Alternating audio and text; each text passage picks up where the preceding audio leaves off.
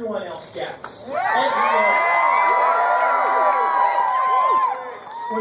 When they wrote this, it's sending a message to Washington, and it's saying, we have a system of discrimination here in Utah that you need to help us fix, and you can do that with the Prop 8 and DOMA cases.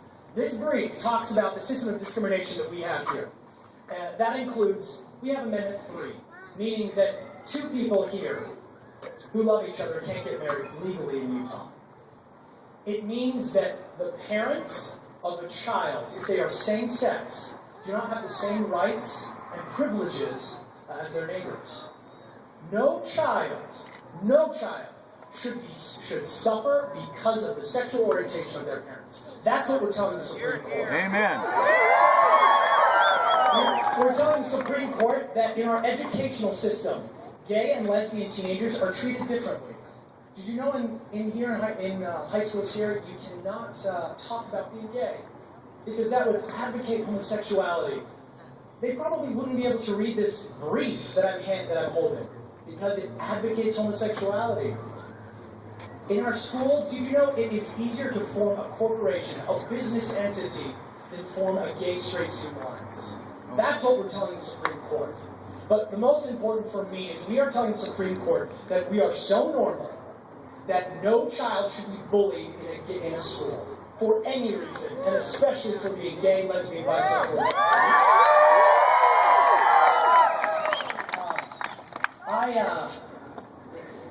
But I hope we all realize that the bullying doesn't start and stop at the edges of the playground. It continues into adulthood because we perceive being gay, lesbian, bisexual, transgender as the other, as not normal. I have a cousin. His name is Quinn. He's 12 years old, a redhead, and one of my most favorite people in the world. And he is like every other 12-year-old boy. He likes playing with his friends. He likes magic. He likes Harry Potter. But my redheaded little cousin likes to crochet. He loves to play the flute. And he loves to do things that stereotypically boys don't like to do. And he enters school, and has entered school, with kids calling him gay, with kids calling him a faggot.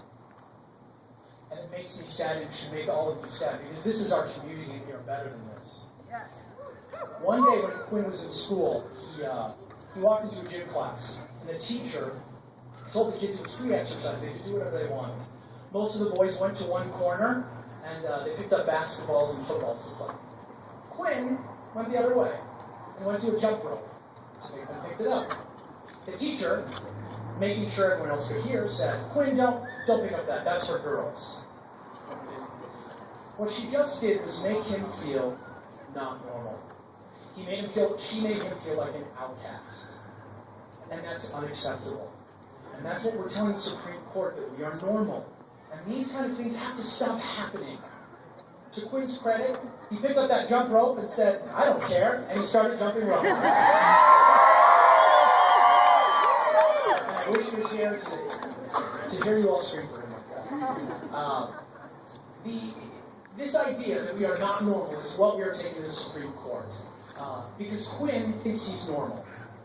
The Constitution says that we hold these truths to be self-evident, that all men are created equal, that we are endowed by our Creator with certain unalienable rights. Among these are life, liberty, and the pursuit of happiness. Amen. For me, pursuit of happiness means standing someday at an altar with a man I love standing in front of me and saying, "I do."